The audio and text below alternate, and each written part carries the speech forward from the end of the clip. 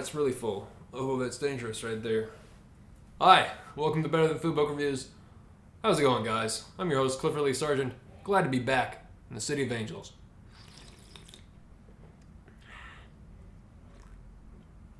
It wasn't hot anyways.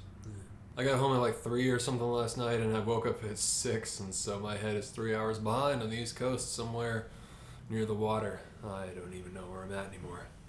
I took a short little visit to one of my favorite places on Earth, which is Key West, about 90 miles away from Cuba, down there on the southernmost southern point, mile marker 0 of Florida.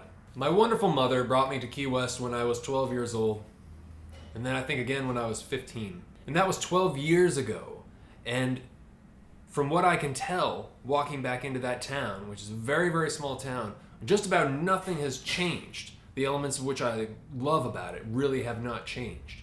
The heat is the same. The houses are still beautiful. The trees are lush. The atmosphere is mysterious, unusual, insular, and unique. The Cuban food is cheap and plentiful. There's roast pork and Cuban black beans and rice and fried plantains. The tourists are fat and perpetually in awe, for very good reason. Within the town, within Old Town, which is separated from everything else on the outside, it's basically like one street. You just cross over this thing that looks like a moat, and all of a sudden you're in a different world. You're able to forget about any other outside world to speak of. Hemingway's house is still there. It's now a museum, and it's preserved, and it's surrounded by a small jungle that's filled with cats everywhere. The dilapidated mansions there look better than they do in films. Many different kind of languages are spoken. There's tons of like Russian and German tourists. There's the Cuban influence, of course, so there's Spanish everywhere. The water is the clearest blue that you've ever seen in your entire life. And roosters call from everywhere as iguanas scuttle up the python-like branches of the banyan trees, cloaking over all the streets. Roots as thick as your leg and giving off the look of like perpetual undulation. If you were to stick your head under the water, which is highly advised, you would see fish of all sorts of colors. You can live on a boat and travel to Cuba if you like. It's hop skip, it's right over there. And to finish it off, you can get some fresh hand-rolled cigars and taste the history of the city in the smoke. So cigars right next to this place, you can get a nice glass of wine. This is my favorite place, the first place I came to, and the most interesting, because this house behind me used to be a hospital with a very famous doctor who helped end yellow fever in Florida. And the creepy piece of trivia and why they show it on the haunted ghost tour around town is because a whole bunch of children and people were hospitalized there with this fever. A lot of them died. So now it's haunted, of course. Perfect. We're gonna pretend that we're... Everything is haunted. Everything in this town is haunted. Everything has a ghost story behind it. And then, after all of that, there's the cemetery. An unforgettable above-ground graveyard that provides, honestly, a nicer home than most people have for the dead, in the shape of a rectangle, perfect for an afternoon stroll. Walking down Fleming Street, admiring the big white churches against the clear blue sky, I wandered into a shop called Key West Island Books. And the first local I met was the owner of this shop, named Suzanne, who gave me a recommendation for a book written by another local, Ben Harrison, about another local, one of the strangest men in history. Somebody who I'm shocked I've never heard of and thrilled to tell you about. Count Karl von Kosel and his story of undying love. I know that sounds a little bit cheesy, but this is... You've never heard anything like this. Guaranteed. I have to give Suzanne total credit. She basically pitched the entire story to me right then and there, and my eyebrows just sort of like escalated and got, higher and higher and higher. And you know me. I read all manner of bizarre and absurd stuff. That's what I do. That's what I love. However, the fact that this is a fact is in fact unbelievable, and that's a fact. As a matter of fact, Key West is the most haunted place I've ever been to. No joke. As we learn in the book, the original name for Key West in Spanish was Cayo Hueso, the Island of Bones. In the 30s, you could come here during Prohibition era and be a smuggler, a crook, a gambler, a prostitute, a writer, or an artist, and, You could be whatever and you'd be in good company. Wrecking was a huge business, and what wrecking meant was that they would watch the ships coming nearby, and the ones that would crash on the reef, they would go and loot, and it was often really expensive stuff. So many ships would crash, and so much loot would be distributed throughout this town, and it was basically like whoever gets there first, it's yours. That Key West became the richest city in the United States per capita. One time a ship filled with pianos was wrecked, and the guys who discovered it, they decided that every home in Key West should have a piano. So they gave everybody a piano, which it is speculated, like he says in the book, that maybe where the appreciation for music in Key West came from. Again, all of this is found in Ben's book. It's full of fascinating history of the city, culture, and people. The Depression-era Keys was significantly easier for people in America during that time. You lived off of trading things, essentially. There were only about 12,000 people, so everybody knew everybody. There's a beautiful song by Lydia Mendoza called La Boda Negra, which is the Black Wedding, that apparently people think was written about von Kosel. However, it was actually written before him and the woman he was obsessed with, Elena. But she was a big fan of the song and introduced Carl to it. Ben Harrison's a guy who's lived in Key West for a long, long time and knows all about the history, and is a fantastic author as well as being a musician, and has covered La Boda Negra, translating it into English, I believe. What Ben has done is endlessly fascinating to me. He has written a book that tells a story of Count von Kosel in his own words, through Kosel's journals, his diary, which are actually published separately, and you can actually buy those as well, just the journals of this guy. I would kill to see what Key West looked like in the 30s, in the days of Hemingway and von Kosel, who I believe were in the same, around the same areas at the same time, before everything was so connected, before the bridges connected everything to the mainland. It must have been quite the place to live. As Ben says in the book, he's never spoken to somebody who lived through that era in the Keys, during the Depression era, who regretted it. It was something else, man. So I've been on this kick with obsession, human obsession with everything, the fundamental driving force, right? You're gonna find it through all my reviews. That's the major theme, if I had one, obsession. Sex, death, and obsession, but usually obsession is related to either sex or death. What is obsession, especially romantic obsession? Where does it come from? What is it in the human that deviates from the laws of logic and rationality and catapults headfirst into total, utter, blind devotion to someone or something? This is the lifeblood of humanity, the irrationality, the unassimilable part, the heterogeneous character of love and eroticism, all as it relates to death, our departure, our limited time. The piece that cannot be explained away or made safe by any sort of Freudian psychology or otherwise. Really quick, here are my instructions. I actually have a soundtrack for this review on Spotify. If you have it, you should just go and check it out and listen while you're watching this, or afterwards, or whatever. But you can go onto YouTube, or you can find Wagner's Parsifal, and just imagine as I read this. Imagine 1930s Key West, Hemingway era, a beautiful young Cuban girl whose family works at a cigar factory, recently married and deeply in love with her husband. Everything looks bright. Elena Milagro Hoyos. Elena Milagro Hoyos Mesa was named in the traditional Hispanic manner.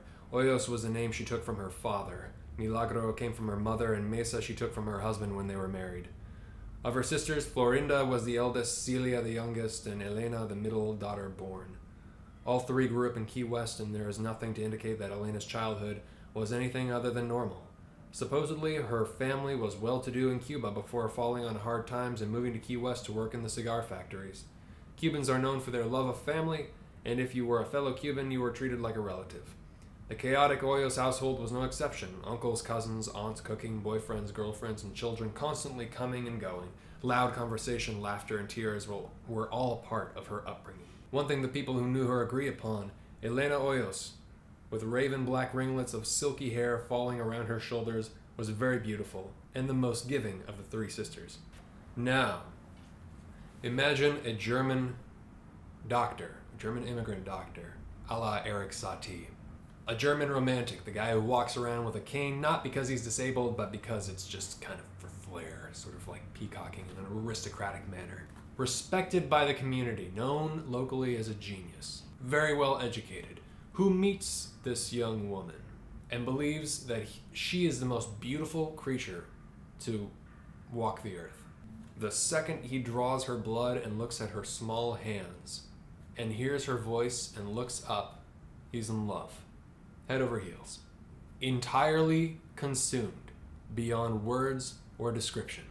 The woman he searched for all of his life, who he claims to have seen visions of, apparitions that formed out of nowhere that he encountered when he was young back in Germany. Elena Milagro Hoyos.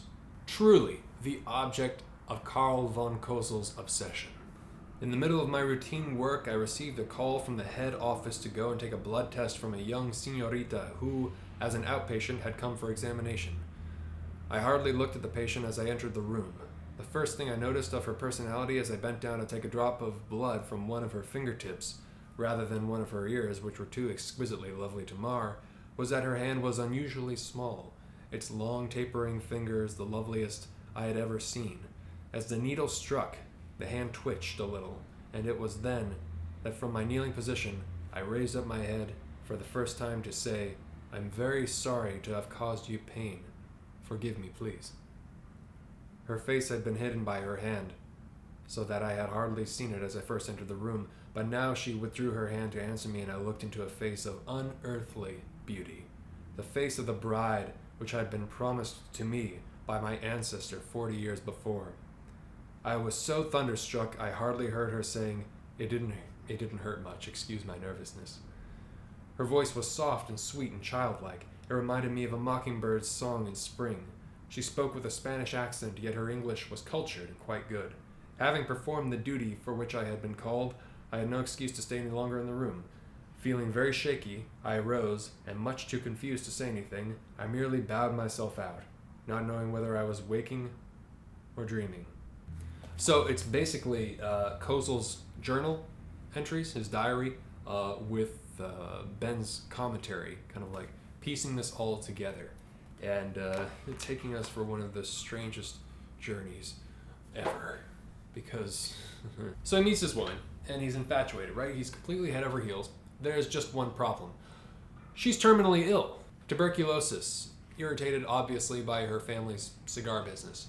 And her lesions are tragically revealed to Karl as he takes her x-rays. On top of all of this, she got pregnant, then had a miscarriage, and then, because of her fatal and unfortunately horrifically contagious disease, her husband leaves her. He abandons her. Unlike everybody else, of course, Karl was thrilled about this. Elena and her husband had separated as he had been responsible for her suffering. It was probably only human that this fact filled my heart with joy. Also, it filled me with a deep pity when tears welled up in the beautiful eyes of my Elena, and she pointed to a car as it passed through the house. There he goes, he who was my husband. He now lives with another girl. Impulsively, I took her hand between mine and said, "Don't worry over it, and don't worry about anything more. From now on, I'm going to take care of you." She thanked me with a happy little smile, and like a child, she said, "Yes, doctor, I'm sure you will." Basically, her husband realizes that he's got one chance at life, and this is, if he stays with her, he's going to contract the disease and he's going to die. You could see it from that way, or you could see he's a horrible person who abandoned her. But Karl devotes himself entirely to her. In fact, much of Elena's family actually dies from the disease. Karl, on the other hand, of course, devotes his entire life to taking care of her. So he basically watches his true love die from the moment he meets her in the hospital. She plays this song for him by Lidia Mendoza, La Boda Negra. And he finds the tune catchy, and she actually translates it for him. The Black Wedding. It's about a man who digs up the corpse of his deceased lover, stealing her from the graveyard so they can be together once again. Henceforth, for Karl, it is their song. The beauty of the melody caught von Kosel's attention, and she translated the story for him. Oye la historia que canto mi un día, un viejo enterrador de la comarca. Let me tell you all a story I was told by an undertaker of the region. A young man's lover died before their wedding. Without her love, he simply could not reason. At night he would visit the graveyard until he could stand it no longer, she explained. Rescuing her from the grave, he placed her body on a bed of flowers, and then, before taking his own life, recited his wedding vows with his dead lover. Al esqueleto regido abrazado. Her rigid skeleton he embraced. La boda negra, the black wedding. The song enthralled him, and after hearing it a second time, he considered this dark, foreboding ode to death their song. Elena loved to sing, and though she was weak, she could get through a couple of verses before running out of breath and closing her eyes. But wait, there's more. So eventually, of course, she dies, right? And Carl, up until this point, has been hopeful. As long as there's life, there's hope for him. But now he's completely distraught. She passes away. He has her buried in a mausoleum, which he pays for in the Key West Cemetery. A gorgeous cemetery, again. And of course, he can't stand it. Carl can't stand it. He's been protecting her for so long, and he's so in love with her that life is essentially meaningless without his Elena. As long as she lived, I never abandoned hope. La Boda Negra was a prophecy. This is the prologue. It was a mystical night for Count Karl von Kosel. He double-checked everything before taking the wagon, blanket, cushions, and rope down the stairs into the mausoleum. A black crucifix above Elena Oyo's coffin inexplicably glowed with a soft light as the Count extracted the inner casket from the outer one. With difficulty, because the caskets were heavy, von Kosel pushed, shoved, pulled, and maneuvered the inner one onto the grass outside of the tomb. Closed and locked the tomb door. I was prepared to risk my life and to face any danger which would cross my path this night. There was no halfway, this was clear to me. Once it was started, it had to be carried out to a finish. This was my resolve. Besides, I did not know of a single person whom I could ask for help, not a single human being I could trust who would be reliably discreet. And she would have to come out, if ever I was to take proper care of her. He then loaded his Elena onto the little wagon with rubber cushions on either end. The blanket with the crucifix on top was tied around the casket with the rope. Their remarkable journey had begun. A wonderfully elated feeling took complete possession of my entire being, as though a second spirit had entered my soul. It seemed that a bodyguard of veiled angels had formed on both sides and were coming along with us, and a great inspiration filled me then. It made me feel like a victor, holding the triumphal entry into a world forgotten and buried. I felt secure, protected, and invulnerable. No matter what was coming against us now, nothing could harm either one of us anymore. So, did I mention this is all real? So he steals her body, takes it to his house, and essentially restores it, kind of. Cleaning off the decayed and decomposing skin. It's been in there for months. And mummifying her, essentially. For 7 years, he restores Elena, claiming in his diary that she comes to life frequently, keeping him company and declaring her undying love for him. It actually reminded me of that Dennis Nilsen story, the British serial killer who was killing guys because he was lonely and just keeping their corpses for company. Swans actually wrote a great song called Killing for Company, which is on The Great Annihilator. You should check that out. There are countless apparitions that seem to accompany the life of Karl von Kosel. He seems to see these things everywhere. He's something of a mad scientist with his own X-ray machines, and he's been building this gigantic airplane that's never going to take off, but he's obsessed with it. It's kind of like this, it's this fantasy that he's concocted. The airplane kind of like represents his fantasy that Elena and he are going to ride off together to the stars or whatever. And he actually keeps her inside of it, and he transports her body once when he's moving in this airplane, which is actually like rolled publicly down the street, and nobody knows that her body is inside it. Like at one point, even her family like watches it go by, years after she's been deceased, and has no clue what this dude is doing. It passed Hemingway's place. Maybe Hemingway even saw it, who knows? Little did Hemingway know that there was a mummified corpse inside this airplane that represented the lifelong obsession of Karl von Kosel. I'm sure Hemingway was dealing with his own obsessions at the time, of course, but more on that later. So as it always goes with these things, eventually There are rumors, there are, whispers in the shadows. Somebody talks, somebody does something. Maybe somebody saw something, who knows? There is no inciting incident, but this is what happens, especially in small towns. One thing leads to another, and Nana, Elena's sister, shows up to Carl's house because she's been hearing all these rumors and, demands him to open the mausoleum, to open the grave. And he says that won't be necessary. So instead, in a very, well, if you care that much, I guess it's okay kind of manner, he takes her upstairs in his house. They walk into a bedroom together, and there lies her deceased sister, except she looks like a doll with her original hair and some sort of weird skin of oiled silk and wax that makes her kind of like soft and feel like flesh. He had been ordering perfumes and preservatives for years and like using that to take care of the stench of decay and decomposition. It takes quite a strong stomach to do the kind of work that Dr. Kosel did. Her bones were held together by piano wire. She was in a wedding dress in von Kosel's bed. So of course, Nana, her sister, didn't believe any of this at first, and she demanded that the body be inspected. And it was her. It turned out to be true. Everything turned out to be true. And everything blew up, and there was a huge media frenzy, and overnight Carl became a celebrity. And they had a hearing. It never went to trial. They had a hearing. Arguably the most bizarre of the century. Carl showed up in a tuxedo with tennis shoes and was declared sane and was professing his love for this woman the entire time, so much so that you really kind of believe it.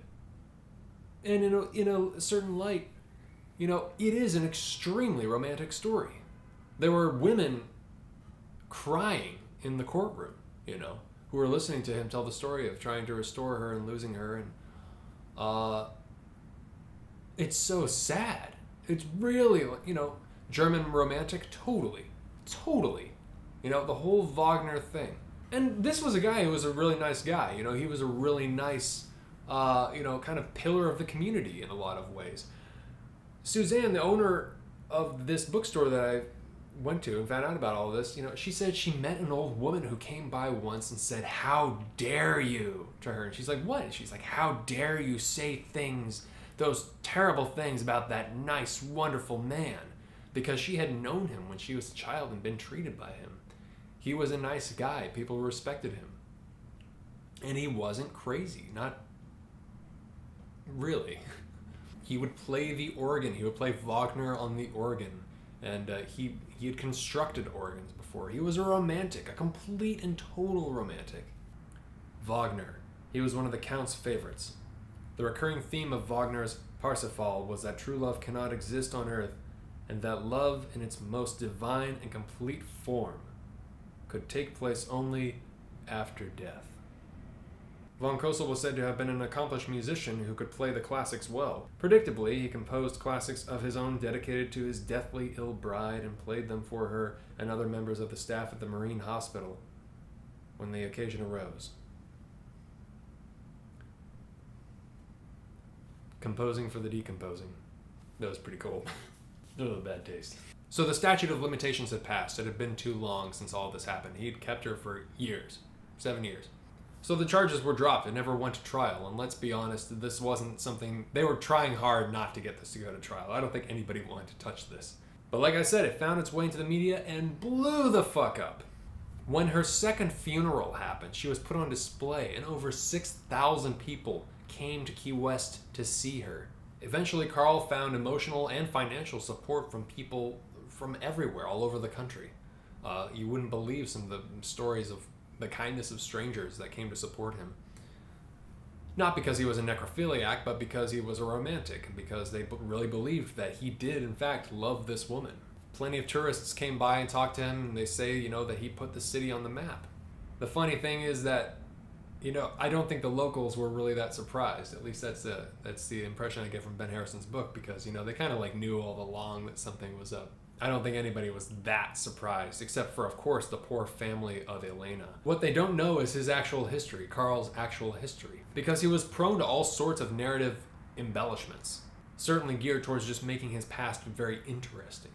A former marriage is a fact, though, and children that he abandoned along with the wife in pursuit of his own interests, and definitely when Elena became an obsession. One of his kids died. One of his daughters passed away, and he didn't even pay any attention to it because he was too obsessed.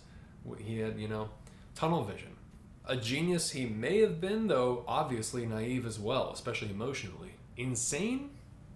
Surprisingly, it kind of seems unlikely. And I can't believe I'm saying that, despite all of the things I just said. Though I'm sure you'll have your own conclusions drawn by the time you reach the end of this book. A madman, a genius, a pervert, a sexual deviant, a hopelessly eccentric romantic, a mad scientist, all of the above? Well, I'll spoil it. There was a tube. As in, yes, there was a tube inserted. A tube that was inserted between her legs, this kind of, vaginal representation, which had like cotton or something at the end of it, which had traces of sperm on it. Yeah. I know. Ew. It's funny. Come on, it's funny. I know it's fucked up, and it is. But damn, that takes weird to a whole new level, man. And it's romantic. It is. It actually is. Though I really do feel very, very, very sorry for that poor girl's sister, who also died of tuberculosis, and whose life was essentially ruined by this dude. Not to mention the lives of his previous German family, and because now you're the ex-wife and the daughter of you-know-who. That's right, the guy who fucked the corpse. Ay, Dios mío. So if we're to believe everything about what we're told, yeah, it's gross. But we want to believe in the beautiful parts. And perhaps it was beautiful at least most of the time. The reality, of course, is that there was a really horrifyingly bizarre aspect to this. And it's just as demented and grotesque as a film by, Jörg Buttgereit. Now that being said, if we are lucky enough in our lives to fall in love, to not only like to be around someone, or to like having them around, to need someone, to need them in your life, to want them to need you too, if you are lucky enough to find that and have that reciprocated, then you damn well ought to acknowledge it. Many, if not most, of the people who live do not find or are not able to be with the one that they truly love. Carl may or may not have been one of them, depending on where you stand. At the same time, you cannot help but be empathetic by the end of this story, to some degree. Who is to say that love is limited by death? Who is to say that death is a limit at all? Oh, speaking of loving people and needing them in your life, my girlfriend just made rice. I love my girlfriend so much. Absolutely starving. Human malice had dynamited my laboratory on the beach long before. Human meanness had plundered and torn down the very roof over my head. Human jealousy and hatreds have robbed me of the body of my Elena. They have even poisoned my faithful dogs. He had like 12 of them. Yet divine happiness is flowing through me, for she is with me. Nobody could take her away from me, for God Almighty has united our souls. She has survived death. Forever and ever, she is with me. And every look at her picture and every thought in my mind is a silent prayer of thanks. Thanks to the Creator who let me find her. Thanks that He gave me the strength and the knowledge to prolong her brief life on earth for nearly 2 years, to make it tolerable in its pains and to salvage her beauty from the ravages of the grave. She is my everlasting joy. She is to me that supreme and divine joy which the great Beethoven tried to express and couldn't enjoy and feel in the last, before his death, his 9th Symphony. God bless her. Ex tenebris lucem. Darkness into light.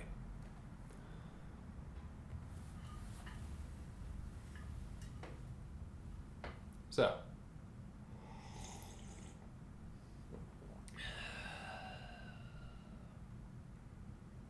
yeah, it's magnificent. Go pick up a copy at Key West Island Books. Go have some Cuban coffee and take some pictures and send them to me. So that's all I got for you guys today. I'll talk to you guys soon. Remember that life is far too short to read bullshit. Take care of yourselves. Have a good one. Ciao.